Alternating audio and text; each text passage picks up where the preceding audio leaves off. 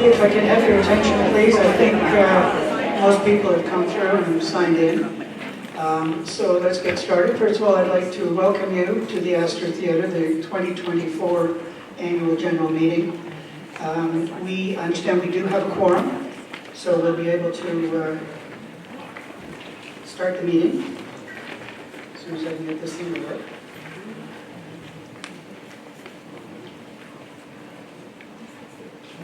Okay, I think it's something else.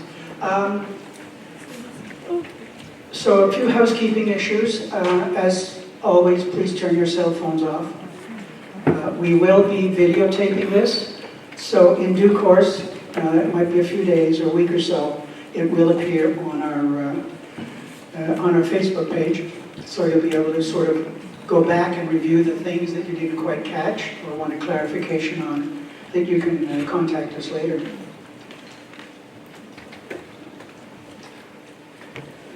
For some reason, my computer is acting up, so let's do it this way. Keep the lights on. Here we go. So can I have the next slide, please, Joe? This is our agenda for the evening. We'll go through some of those items in detail. Some of them are just sort of housekeeping issues.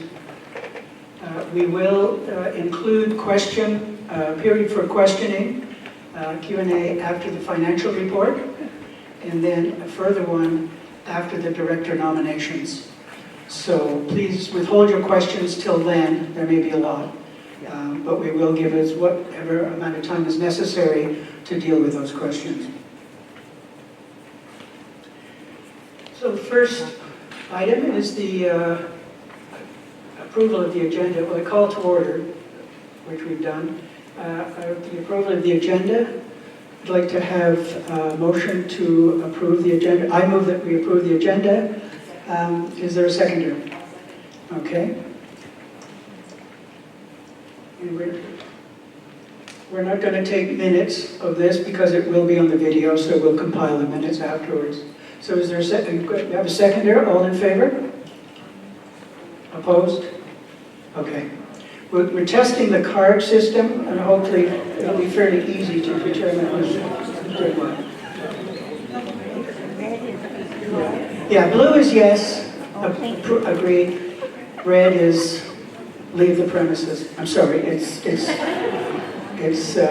don't approve. So we'll deal with the minutes of last year's meeting. Everybody received a copy of that, and I believe there were copies here if you didn't get it. Are there any questions with regard to the minutes? Okay, can I have a motion to approve the minutes? Colleen? And the seconder? Okay. Anne? All in favor? Blue cards? Opposed? No red cards, so it does work. Thank you. So next we'll go on to the introduction of the board and staff. I have a full board up here, and starting with Laura Cesano. You can stand, thank you. Lynn Cochran. Anne Espinat. John Simmons, myself. Willow Tresho. Heather White-Britton, who I've just had the privilege of meeting today for the first time, but she's been a very active participant since coming on board. Daniel Williams, who we all know.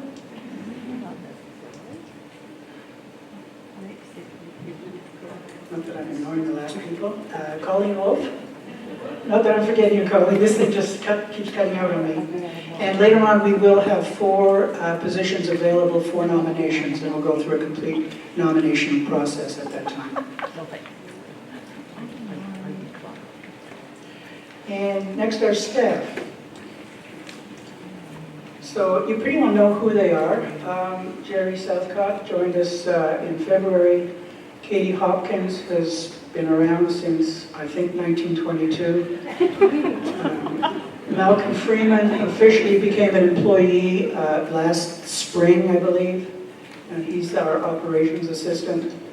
Joseph Linden, fresh over from the UK, has joined us recently to be our theater technical manager, which will be useful so that we have somebody always on call to do some of the technical things, whether it's lighting, sound, sweeping up the floors, whatever. And we have our famous movie and concession staff, Ali and Ava, Callum and Easton. For many years they were affectionately called popcorn kids. And our custodial staff, Diane and Larry Goodwin, who do a fabulous job of keeping this place clean before and after shows.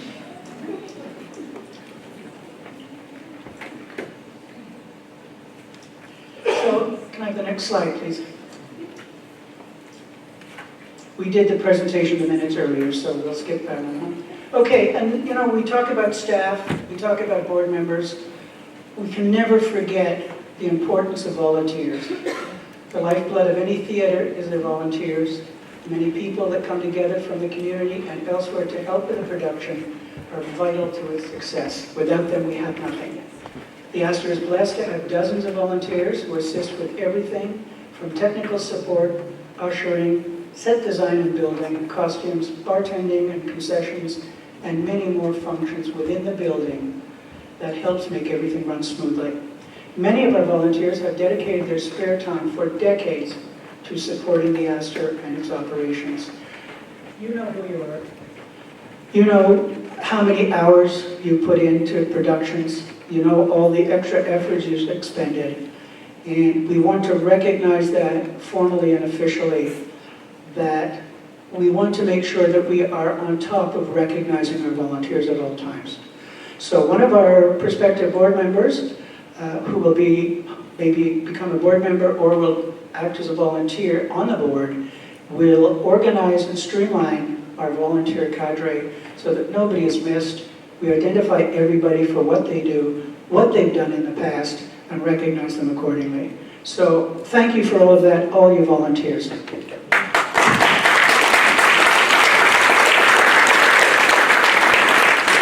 And of course, the volunteers will not have anything to do if we don't have productions and events in the theater. So we must not forget the hundreds of cast members and production staff who have also donated their time and talents to make the Astor what it is today. So I'll go on to my chair report. I could write a report that occupies volumes, page after page after page, because there's been so much that's gone on. But what I thought I'd do is I just sort of captured 7 or 8 of the key things that occurred over the last year. And I would suggest that a lot of what I'm reporting on has occurred since the beginning, since our last AGM, or more importantly, the date that the AGM reported to, which was March 31st, through March 31st this year and into the current time, because the last 3 months have been very important to the Astor because we've been so successful. We've had so much going on. Loris will report on that a little bit during his financial report. So the main thing, or one of the main things, because there's no lesser priority, everything is a priority, transitioning from an operating board to a governance board. When I came on in 2019, the board was involved with virtually everything, from maintenance to housekeeping, and particularly with operations, meeting with staff and determining what we do, when we do it, how we do it. That's not the purpose of a governance board. We want to change that to let the staff, with proper guidelines, under the supervision of the board, take care of all the day-to-day stuff. So I'll talk a little bit more about that in a minute.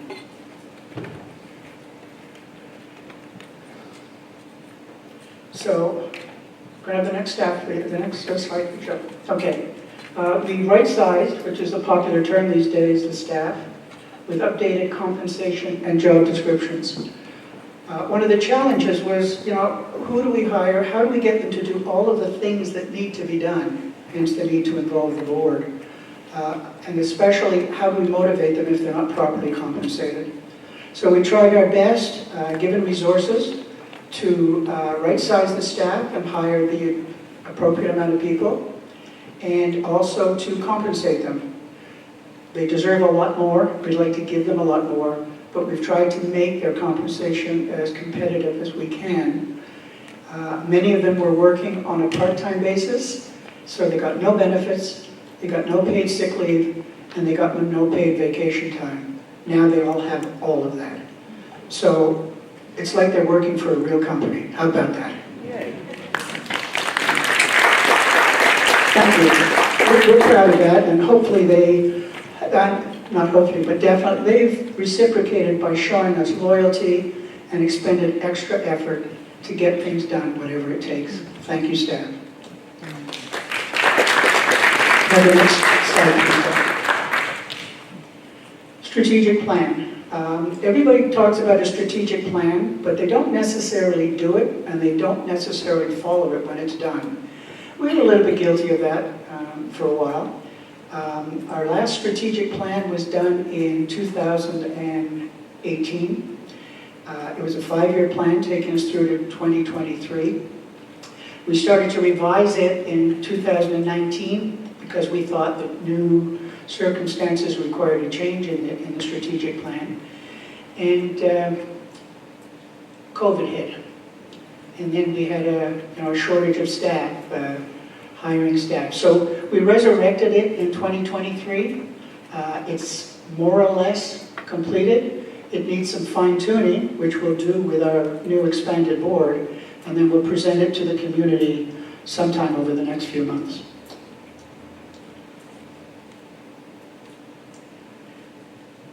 Can I have the next slide, please, Joe? Okay, fundraising initiatives. You'll see later on in Laura's financial presentation that we don't make money from our operations. We make a lot of money, but we don't make a profit. The expenses far outstrip it. So we have to engage in fundraising activities so that we can close the gap between what we make operationally and what we need to operate. And it's quite a substantial gap, and Loris will explain that a little bit, and Lynn will explain some of her fundraising initiatives that she's got underway. Next slide, please. Reconstitution of the board. Since I came on board in 2019, and I think I'm one of the longest serving on the board right now, we had probably 8 or 9 members. It got down to 5 members. We've now reconstituted by filling some gaps up to 8 members. We're allowed to have up to 12 according to our bylaws, and we hope to take care of that gap, so we'll have additional board members, which will bring us up to 12. And then we'll have a complete complement of experienced, motivated board members that will help us do all the things we need to do in executing the strategic plan, working with fundraising, doing all the outreach which boards are supposed to do. Next slide, please. Okay, we had a little bit of a hiccup, and I will call it that. In the middle of 2023, Nick Mose, Jean Robinson-Dexter, and myself put together a proposal that would amalgamate the operations of the Winds of Change with the Astor. And the idea was that it would take place as soon as possible, subject to documentation which was going to be created, terms of reference, things that a governance board should do. For whatever reason, neither board was able to get that together in a timely fashion, so it wasn't done. So there was some confusion and disagreement over what the exact intent was and how it was going to be managed and disciplined. So the Winds of Change people decided that they would reconstitute as a society, reform their board, and for the time being operate independently.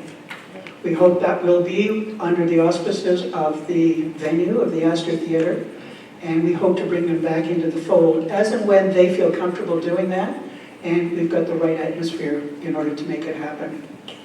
At the same time, we thought, as many of you know, the South Shore Summer Theatre was using the facilities, and it was under the tutelage of Jerry Southcott and a separate board. And we thought that we should bring them in. They were interested in coming in and being part of the Astor as well. Given the controversies and the disagreements and the uncertainty of how exactly that would happen, they withdrew their recommendation that they merge with us. Both boards had approved it or had discussed it in some detail, but it never got to the finalization stage. So right now, Winds of Change and SSST, as we call it, so I don't get tongue-tied, are separate entities, but they are both quite able to use the Astor, as they have in the past, to put on their productions, and we welcome them to do that. Can I have the next slide, please?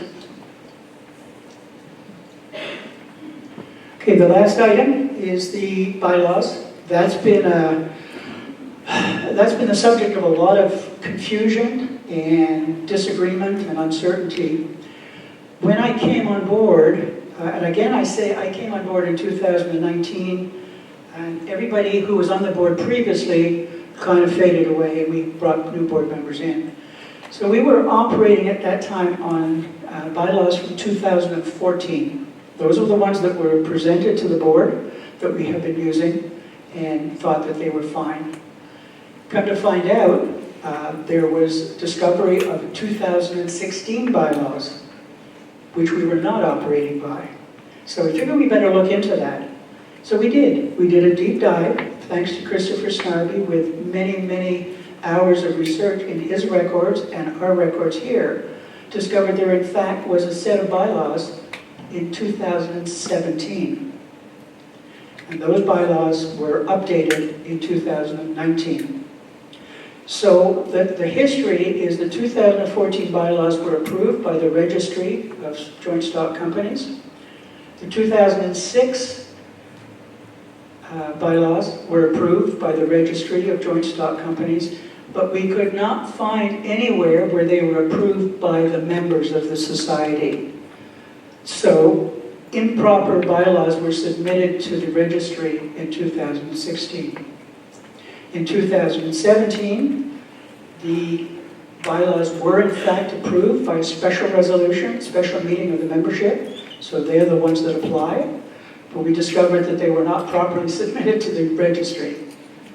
So what we've done is through legal advice and assistance, we've submitted them to the registry, and the registry have now recently approved them. So we are officially using the 2017 bylaws. So it's a long story to explain how we're at where we are now, and some of the confusion that has occurred as to, people have come to us and said, well, you're not using the bylaws properly. Well, we weren't, because they weren't the proper bylaws. Now we have the proper bylaws. CRA has accepted them, as has the Registry of Joint Stock Companies, and clearly our membership, by a vote in 2019, had accepted them as well. Now, that's not to say that they're the final bylaws. We will, as a board, be looking at updating them, making them more current, more valid, addressing a couple of the issues that have been of concern to members that they disagree with, and we will submit them again to members for further validation at some point over the next few months. Okay? So some of our activities in the past 18 months, we've had total audience attendance approaching 12,000. Now that's twice the population of Liverpool and Queens County. So we've had a lot of people in these doors. And I think we also need to mention that about 60% of them come from Queens, 40% of them come from out of the region. So the good news there is that all of those people that come from out of the region, they shop in our stores, they go to our restaurants, they have accommodation that they buy, they do all kinds of things. So they are a solid contributor to the economy of Liverpool and Queens region. And we want to build on that. And that's not to diminish the members and the residents of Queens. They're the majority. So we're very happy that we have a good balance of people from here and from away. The Town Hall Arts and Cultural Center, we took that on in 2019. The region put out a tender, if you will, to see who would be interested in taking over the Town Hall at that point. It was a dormant entity. There was not much going on. There was a couple of failed attempts at different things run by the region, and you know how successful that was. So we put in a bid. They accepted our bid probably a few weeks before COVID hit. So we've we won this battle, we won this tender, and we had nothing to do and no people to come and do things. But over COVID, and most importantly over the last year, we did things that made the Town Hall and Cultural Center come into its own. From art shows to knitting shows, various groups, profit and non-profit. The non-profits, we gave it to them for free because that's part of our mandate, we see, is to provide services to the community as best we can. And also during last year, the Astor Academy was launched. It was deemed to be an opportunity to provide musicals and other entertainment features for the youth. And I might add that it's all free. There's no charge for the youth who are participating in Astor Academy events. Okay, next. And final item, we are in final negotiations, and it's been approved that we will get a new lease with the region with a 10-year term. We've been operating on 1-year and 3-year terms for the last 8 or 9 years. This 10-year term gives us, planning possibilities for far out, for 5 years and beyond, knowing that we've got that in place financially and it's secured as a lease. It also gives us an opportunity to go after grants that require a 10-year lease so that we can establish to the grantors that we are around and we're going to stay around for a long time. So that could bring in some fairly big numbers to allow us to do some of the things that we want to do. I mean, one of our main things is we want to, we want to get this place air conditioned. There's been a lot of talk, but now I think we've got the wherewithal and the money's out there. We've just got to go get it. And new website. There have been a lot of complaints over the last couple of years that our website it's not user-friendly, it doesn't do what it wants to do, people can't find things. So if we look at the next slide, that's what it'll look like. It's going to be launched over the next couple of months as well. It has a lot of flexibility. They're navigating between the various pages is much easier. Looking for specific things like specific shows. You can see them listed there. And then within each of those identified ones, for example, Valdi, you can see you can click on that and it gives you a complete rundown of what that show is all about. So you know what you're signing up for. And it doesn't show up well on that top slide, but that's a monthly calendar. So you'll be able to look at a glance at what's going on at the Astor Theatre. And we will keep that updated and populated as we go. You're welcome. So staff changes.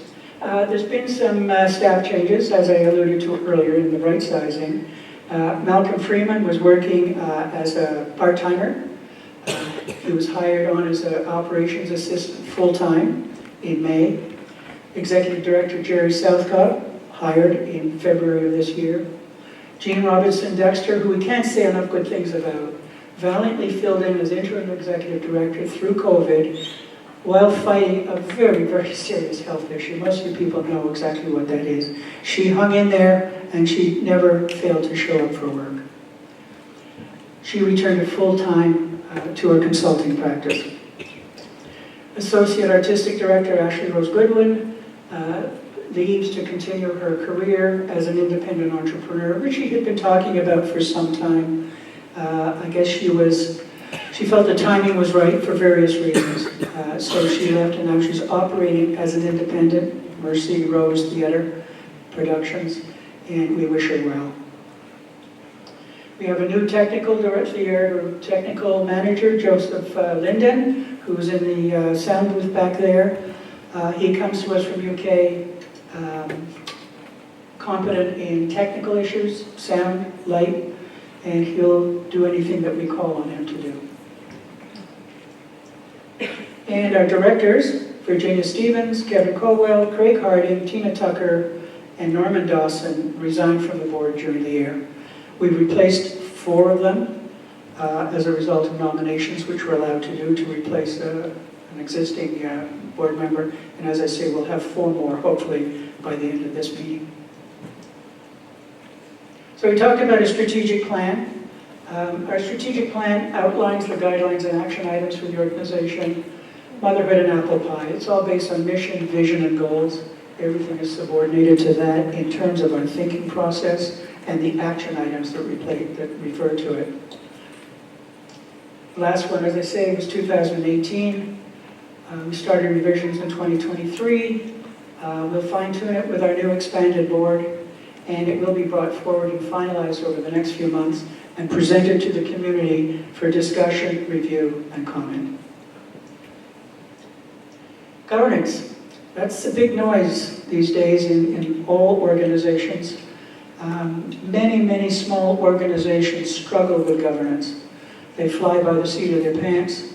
They have board members who are well-intentioned, very hardworking, but they don't really get this governance thing. They kind of do what they think they need to do in order to keep the lights going and the productions going. And to a certain extent, some of us suffered from that as well. So in looking at our strategic plan and our governance model, which we are going to develop and follow assiduously, the governance informs the selection of new board members and how existing board members transition from one role to another. It ensures proper adherence to legal and regulatory requirements. Next slide, please. It's a set of guidelines that determines the duties, rights, and obligations of the board in conducting the affairs of the society. By adhering to the various documents, such as terms of reference, created for the overall board and individual committees, a consistent approach to fulfilling the mandate of the society can be achieved. That's a key point. A consistent approach to fulfilling the mandate of the society. So people know what to expect, the community knows what to expect, and they can measure the results against those expectations. And we take that seriously. So a true governance board, using the strategic plan as a guide, determines the overall philosophy of the society. Day-to-day running of the organization is left to the staff. That's the thing that an operating board has difficulty with. They can't help but dabble in the day-to-day stuff. That's wrong. It undermines the staff, and it brings the people who are probably least qualified to know what's going on and how to fix it into the fold. So they should steer clear of it, and the board should steer clear of day-to-day operations. But we should absolutely understand what the operations are and make sure that the job descriptions and the requirements of the staff are clearly articulated, followed up on, and measured against results. And we will be doing that more frequently and in greater detail than we have in the past. So the staff is empowered through the previous established guidelines to make decisions and implement plans for efficiency and growth. We're all in it together, so the staff will definitely participate with the board in making these plans and determining what is practical, what is viable, and what is doable in the short term. And then on a combined basis, it will be determined what the future course of the operations will be. And then we'll leave them alone to do it, subject to our monitoring from time to time. So I'll turn it over to Mike Metcalf and Laura Susano to present the financial report, and we'll go from there. There will be a period after the financial report for questions, because that's significant enough that you want to ask your questions while it's fresh in your mind.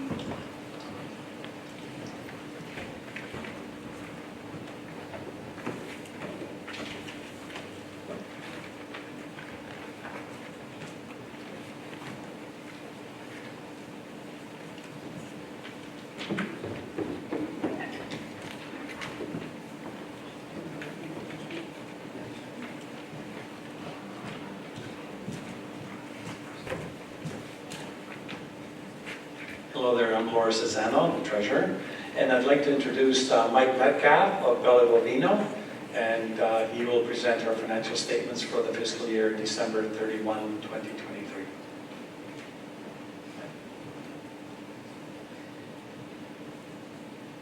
Thank you, Loris.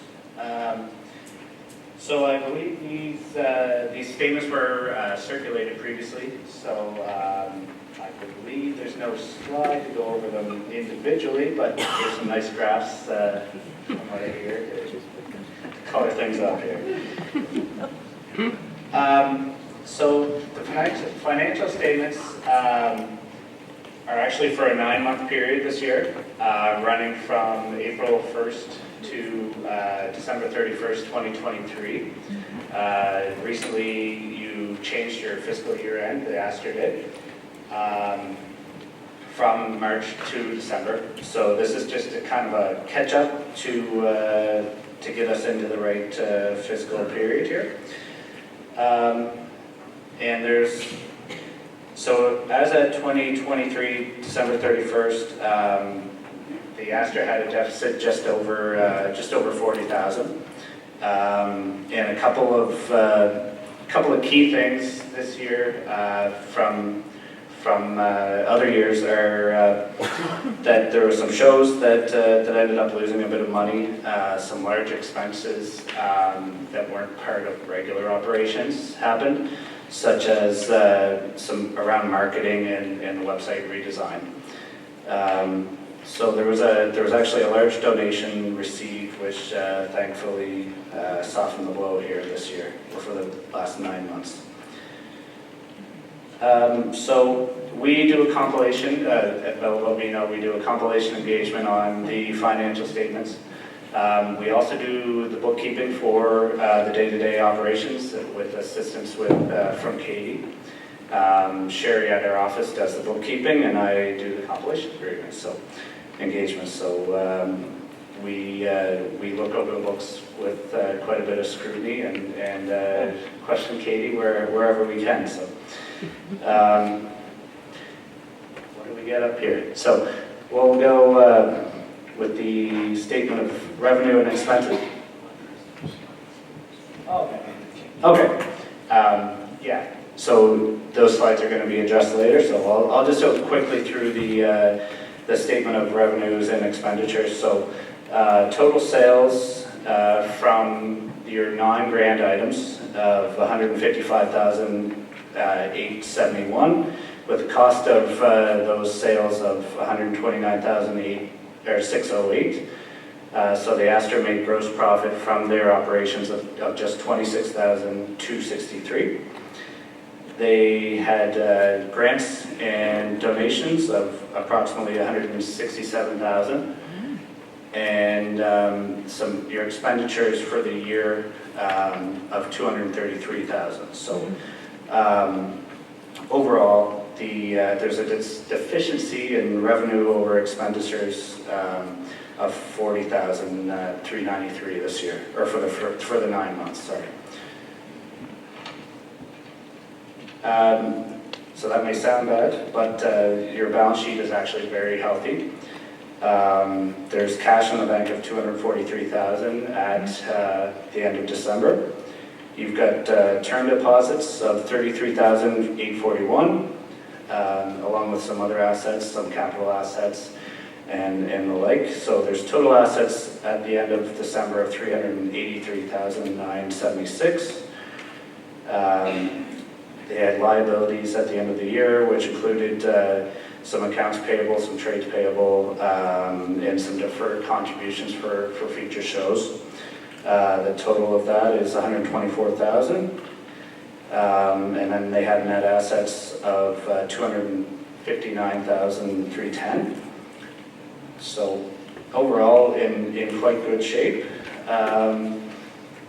despite the loss this year of 40,000. And I understand that the months after December 31st have been very positive. So that's great.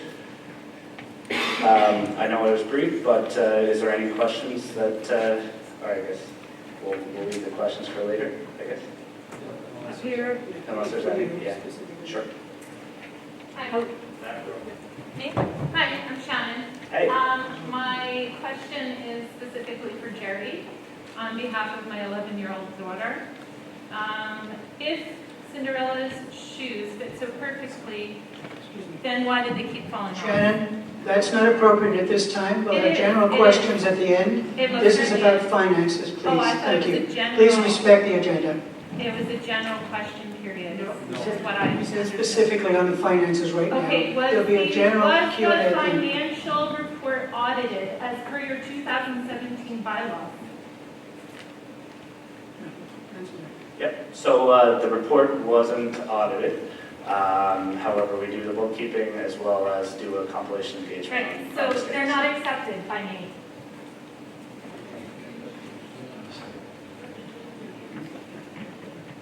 I motion that the financial reports not be accepted.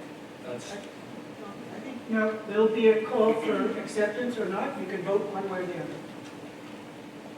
I think one point I would like to make is that we only found out 10 days ago that the registry, joint registry, accepted the 2017 bylaws. So we had to go with our CRA filing because we were going on the previous bylaws that had the year end at end of December. I'm sorry, what you should have been following all along are your 2016 bylaws that I can look up right now online with the joint stock, and they will tell me exactly which ones. And I know now your 2017 ones have been approved, but that's just recently.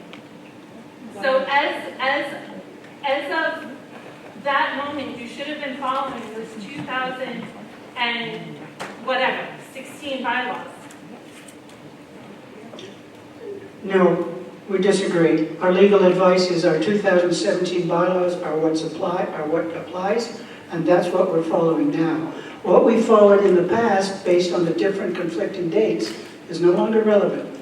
We have a set of bylaws that are approved, we're following them, and we'll continue to follow them until we decide to change them by a vote.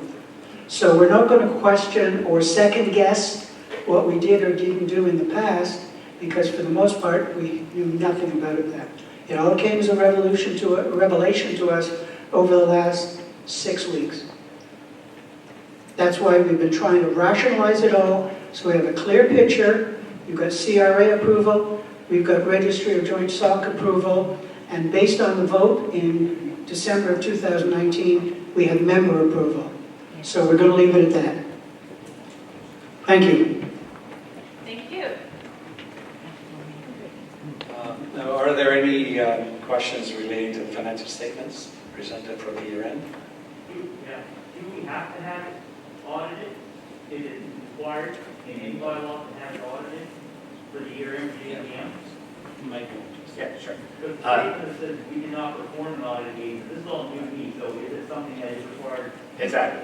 Right? Yeah, so many bylaws of not-for-profits do say audited statements, although it's up to the board to basically decide what they want. So the term audit is used freely as it's an end-of-the-year engagement. When there's a compilation, there's either a compilation review or an audit. Audits are very costly, and the board can basically decide what level of assurance they require, unless it's mandated by an outside party, such as a funder or something like that.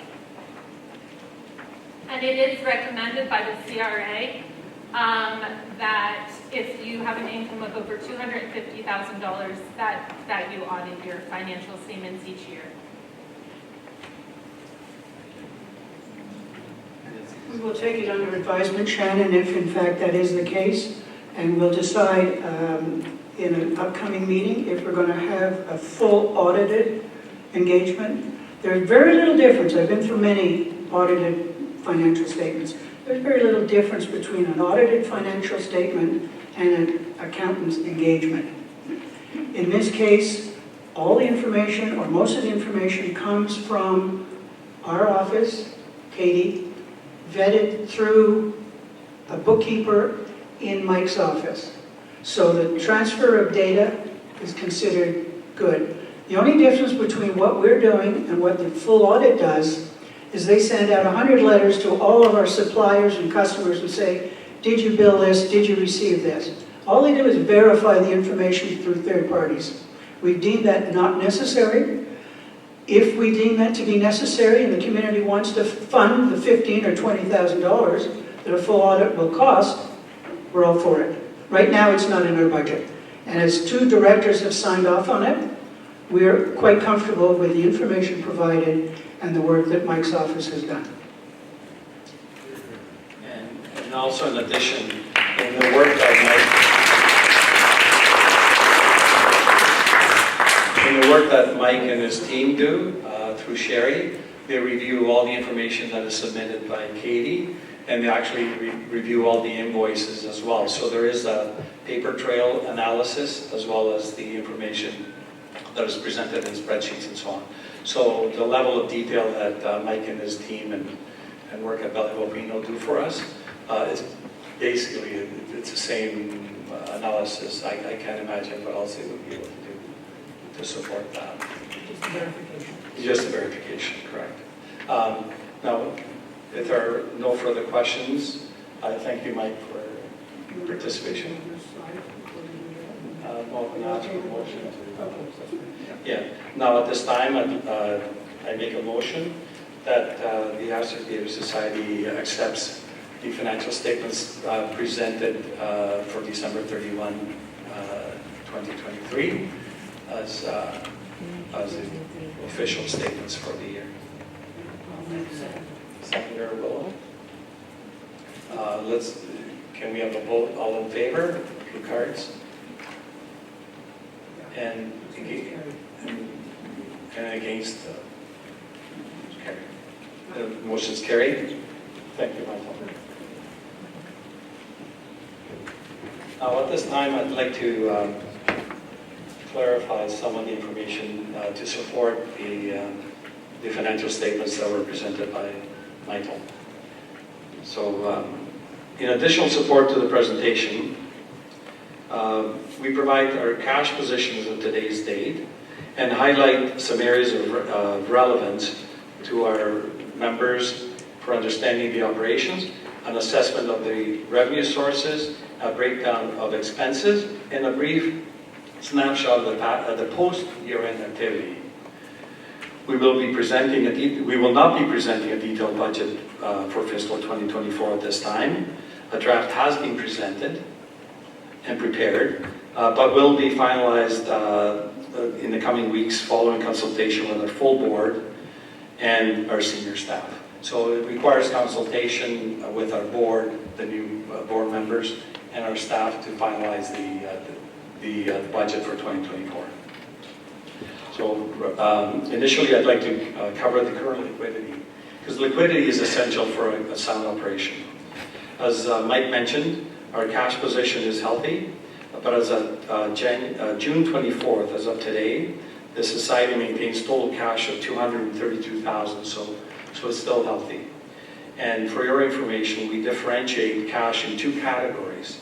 We have a category of unrestricted cash, which is available for operations, and we also have restricted cash, which is designated for a specific purpose and not available for operations or general use.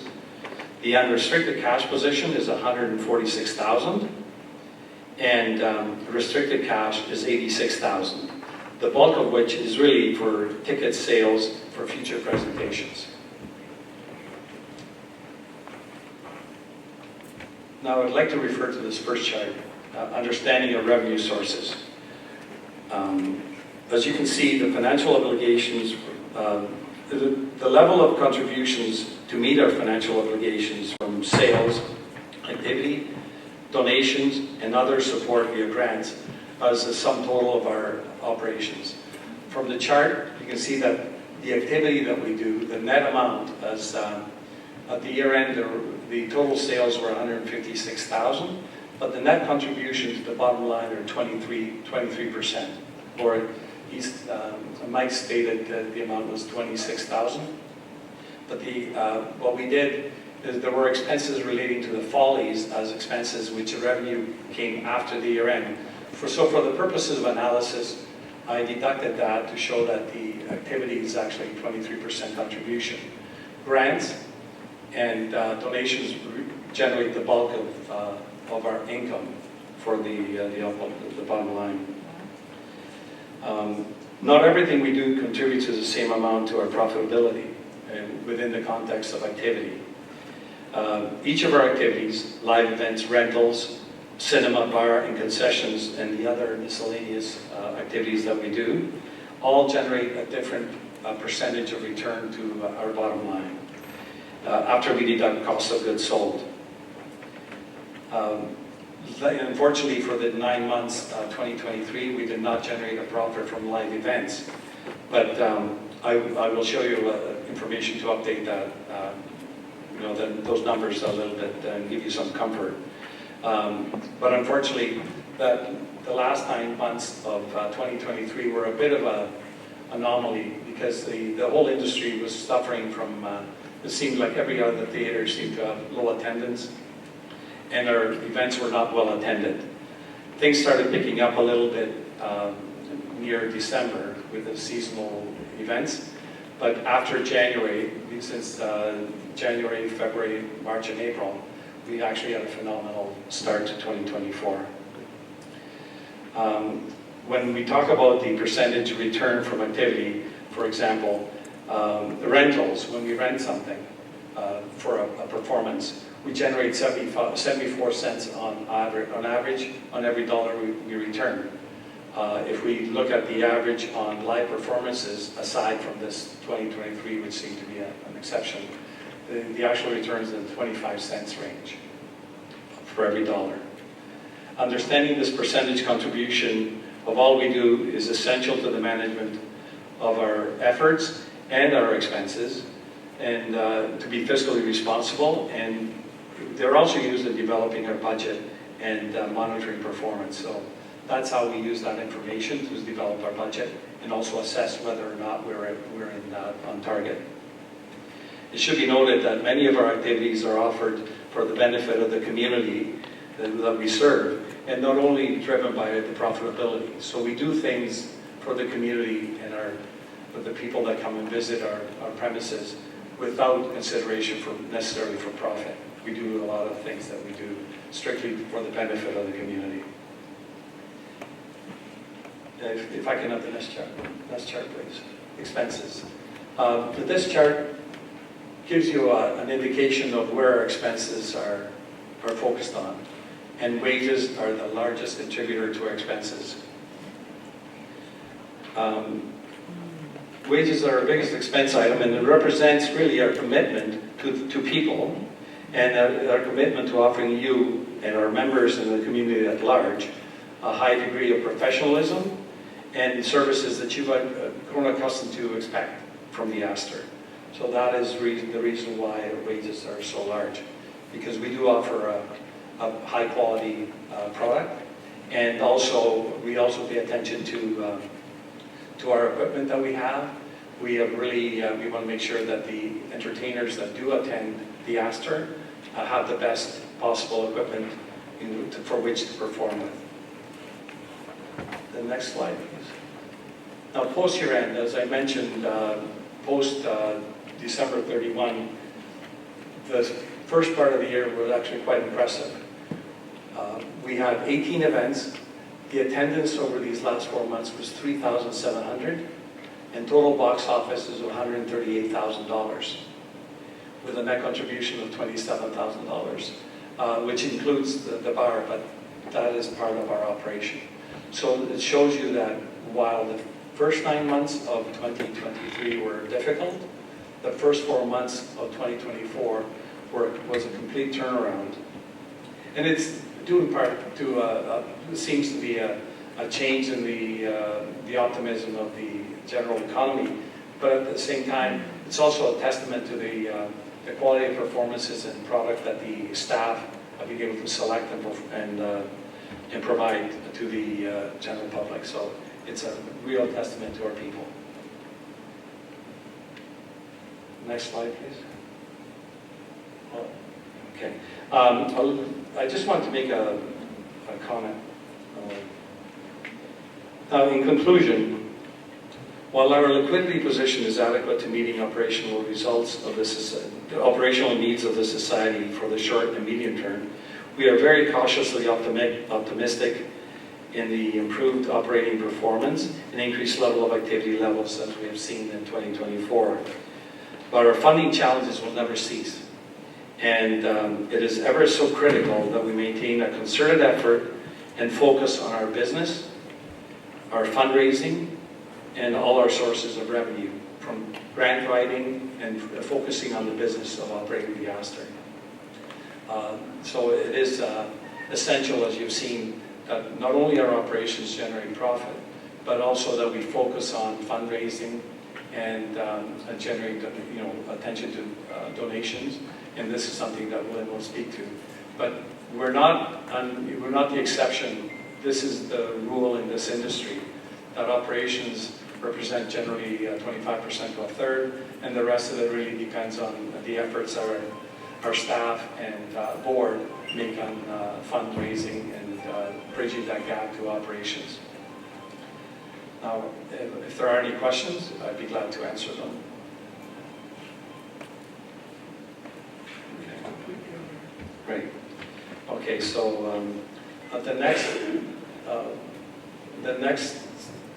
don't, we can just go back. I think we have to, right, thank you very much, Joe. This time I'd like to move that the Astor Theatre Society accepts Bella Bovino as the auditors for the upcoming fiscal year, 2024. Do we have a seconder?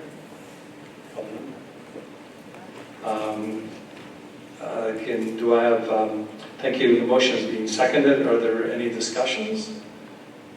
If not, I'm a little confused. They're not auditors, though. I thought we established that we weren't doing. correct. The term auditor is used as a common practice, but that is their auditors. They're gonna do what they did last year. Correct. Yeah. Okay. Correct. I just want to clarify. Correct. But the term is auditors. We'll proceed to a vote. All those in favor, if you can raise the blue cards. And all those against? Perfect. None. So with that, the motion is carried. Bella Bovino is hereby accepted as the auditors for the Astor Theatre Society for the upcoming fiscal year. Thank you.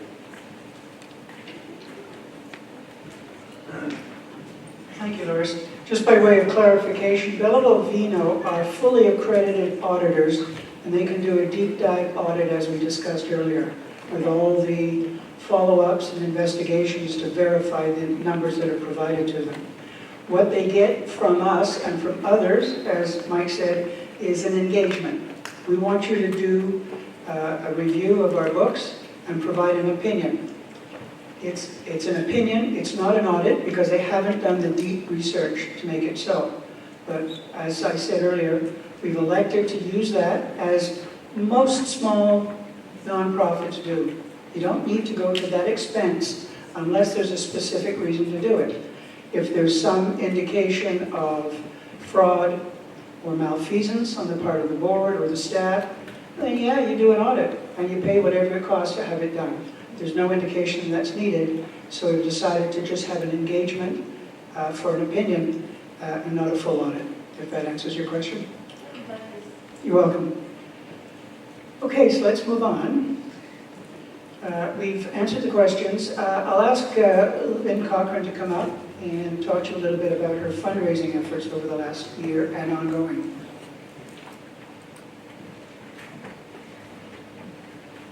Good evening, everybody. Thank you very much for coming out.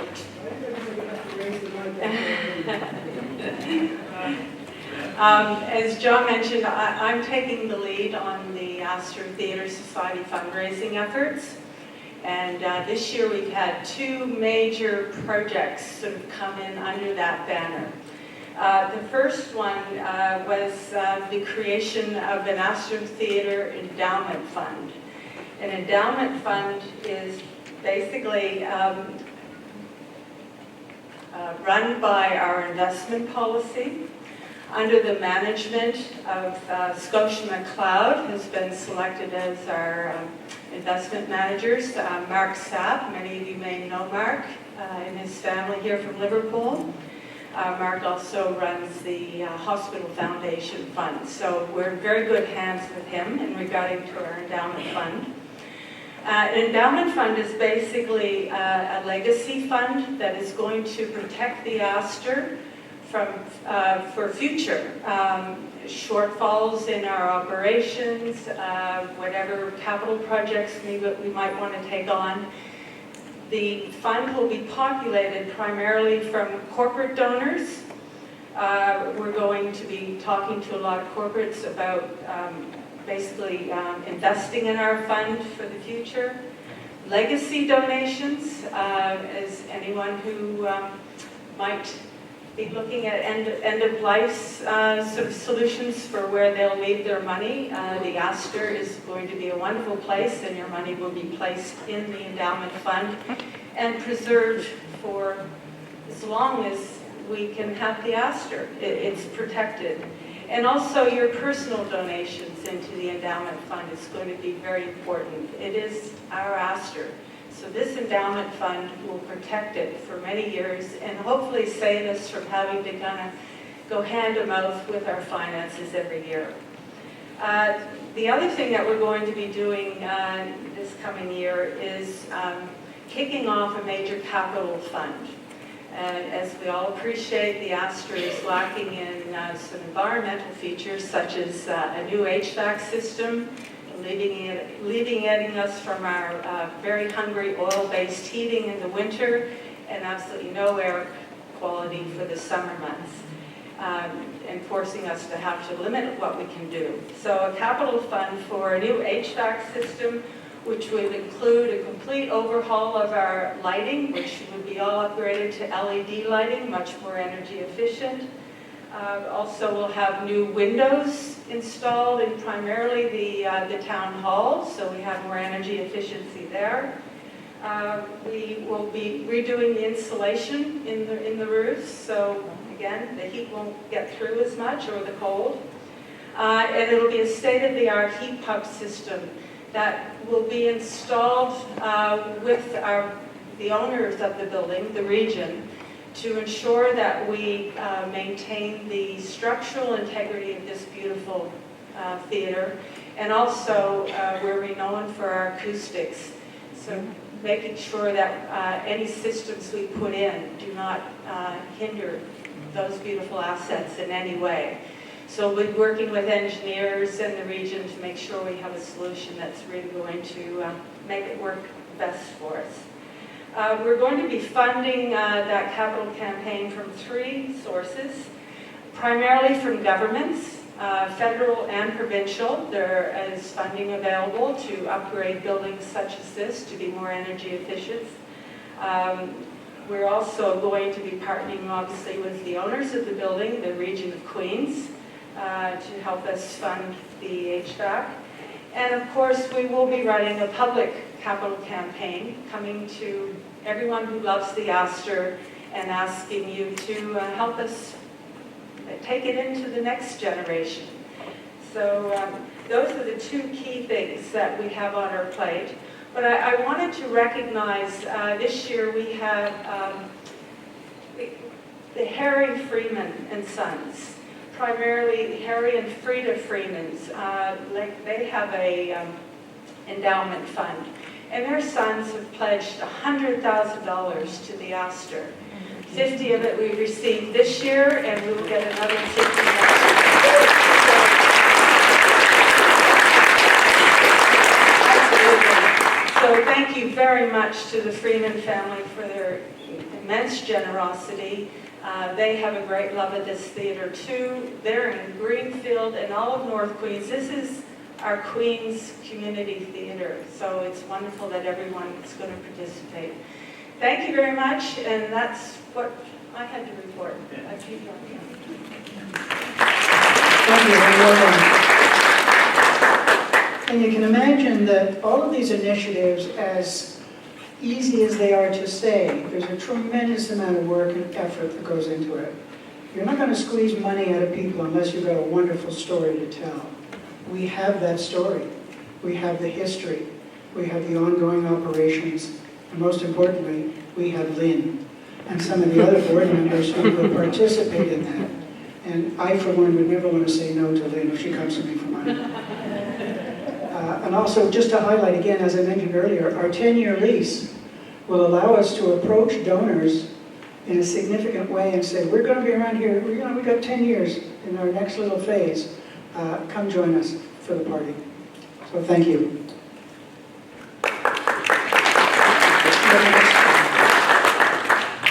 So I'm going to turn it over to Ann Espinant now, who will walk us through the the director nomination process and the criteria, and then we'll get right into the nominations. Welcome, everyone. So as you saw from John's report, we really dwindled in numbers in early 2024. As a matter of fact, we were down to 5 board members, which basically was the executive and Tina Tucker with myself on the governance board and the nominating committee. So we really were struggling with manpower to get to a full governance board and do the work that was required. We were very involved in operations, and it was tough. So in the spring, Tina and I went through the process and we put out a call for directors. These are the criteria. I won't read them out, but these are the criteria that we put out. And we got 5 nominees. And of those nominees, we immediately appointed 3 of those people to the board because we had vacancies to appoint them to, and we were struggling with workload. And in addition, our bylaws had us trying to stagger terms. So we didn't want to bring 8 new members on whose term are going to expire in 3 years' time. So we appointed people for that 1 year onto the board, so that come next year, those people will be either staying on for another term, voted on for another term, or replaced. So, and with those new people, we were able to start to get a lot more work done, which has been very, very helpful for those that were left standing, I guess I'd say, but mostly for operational reasons, but also for membership representation. You know, we felt that the small number on the board no longer really represented our membership, so we appointed people that we thought would be good representation for our membership. So that left us with 4 vacancies. And we still had 2 people who went through the full nomination process, submitted their resumes and their covering letter. We vetted them, we interviewed them, and we presented them to the board. So the 2 people that were still recommended to the board will be up for nomination here tonight. And I'd like to read you those people. I'd ask Terry Faber. Terry, if you would stand. So.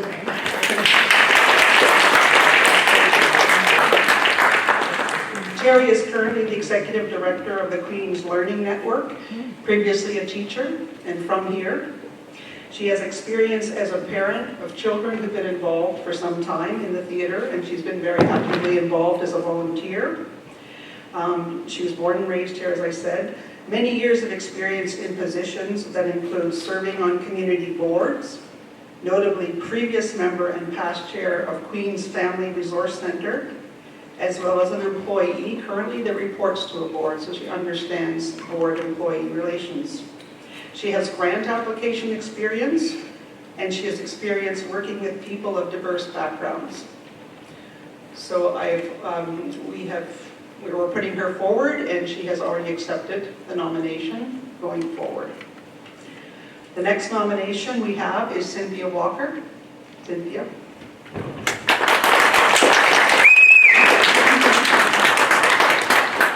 Cynthia has a background in marketing and public relations. She served as marketing director for CHNS, CHFX Radio, and she's also trained in retail management. She graduated from Neptune Theater, the pre-professional program, and was selected along with 4 other people to spend a year at Dalhousie University, and has worked professionally in community theater as well as in film. She was involved with the Atlantic Theater Festival in Wolfville, where she was front of house manager, volunteer coordinator, fundraiser coordinator, member, and season ticket sales.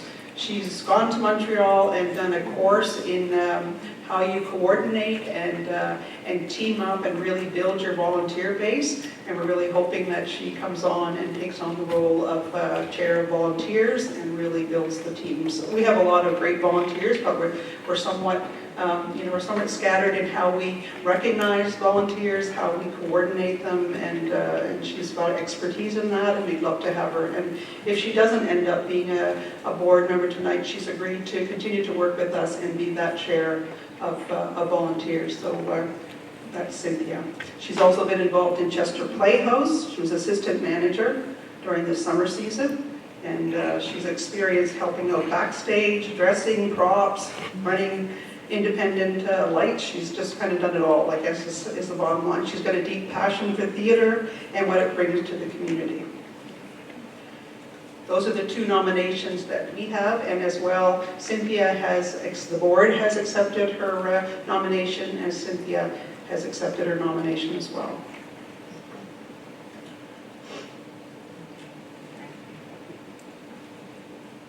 At this point, I'd like to open up the floor for nominations, and I'd ask when you're either self-nominating or nominating someone else that you present a little synopsis and introduction of that nominee to the members, and then we can go from there.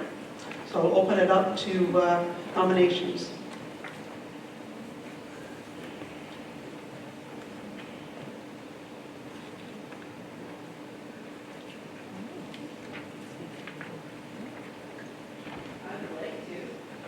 Yes, absolutely. Or I could just speak to you this way without a microphone. Maybe the microphone. Yeah. Hello.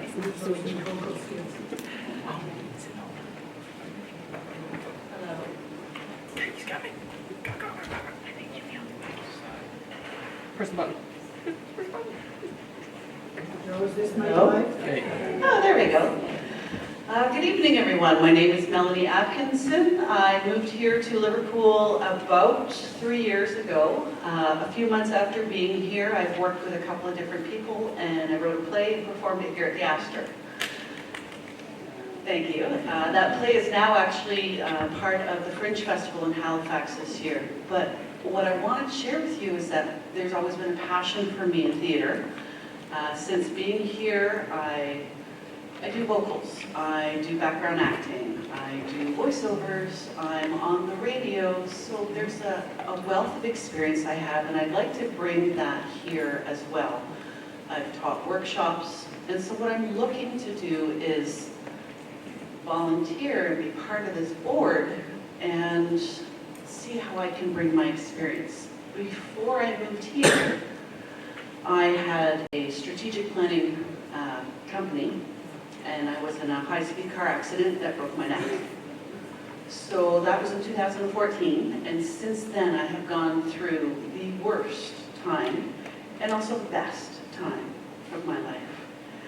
I no longer work for money, but I volunteer for joy.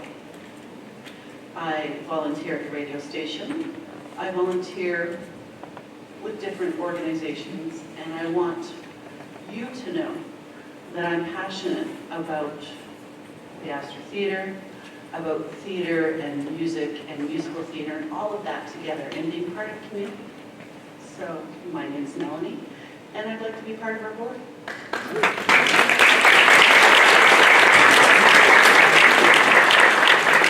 Could I have someone move that we accept Melanie Atkinson as a nomination? I would move, Kim Humphrey, I would move that we accept Melanie Atkinson's offer to offer herself up. Do we have a seconder? Kevin Caldwell. Great, and Melanie, I'm assuming you accept the nomination since... There we go. So we're going to add Melanie up to the list. Melanie Atkinson is number 3. Do we have any other nominees for the board? Do we have any other nominees to the board? Going once, going twice. Are there any other nominees to the board? So I will talk a little bit now about the process for voting, because in accordance with our bylaws, the members have to vote on the nominees. You can vote on 1, you can vote on 2 or 3. We only have 3. You can vote on them all and accept them all, or you can abstain from voting, as you see on your card. Anything more than that, if you vote for 4 or 5, or they will be spoiled ballots. So again, you don't have to vote for all 3, but you can't vote for more than 3. You can abstain. And We have Becky Mason and we have Kelly Whalen, who will be scrutineers for the ballots. So, do you want to come up?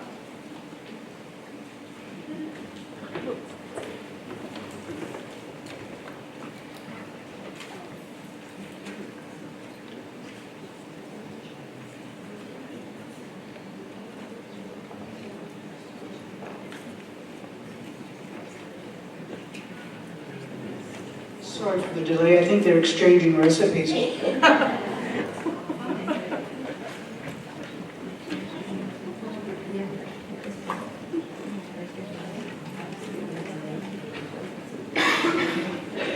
So we're going to vote by cards, since there's only three. Since there's only three, there will be a vacancy, and perhaps later we'll have another nomination to present. But I guess those are your three nominations for the 4 positions. So I would just ask, basically by a show of cards, if you are in favor of those 3 new board members. Great, great. Those not in favor? There we go. Those are our 3 new board members.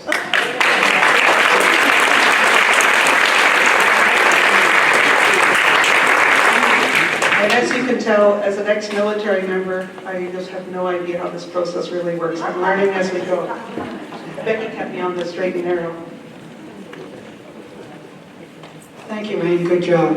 And I hope people that looked at that list of skill sets required were not intimidated by it. I mean, yes, we'd like to see people with 1 or more or all of those skill sets, but we can also be a learning board as well. You know, having the strength that we now have with 11 members, we can do an awful lot in terms of training each other and certainly training a newcomer coming on. So if somebody is absolutely keen and want to test the waters, they'll still have to go through a vetting process. But, you know, by all means, put your name forward at some future date. It will require a special meeting membership since it's an additional board member, but I'm sure we can accommodate that somehow. So moving on, we can change that to 4 positions acclaimed. And I think that brings us to the last thing, general questions on any part of this presentation. And I would ask you to restrict your questions basically to the presentation or areas that it relates to. Are you ready?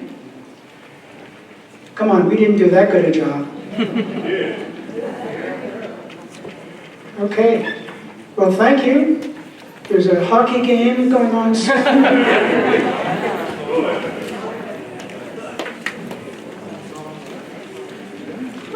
Yeah, we have a board meeting coming immediately following this for our new board members, so if you can stay behind, we'll convene separately.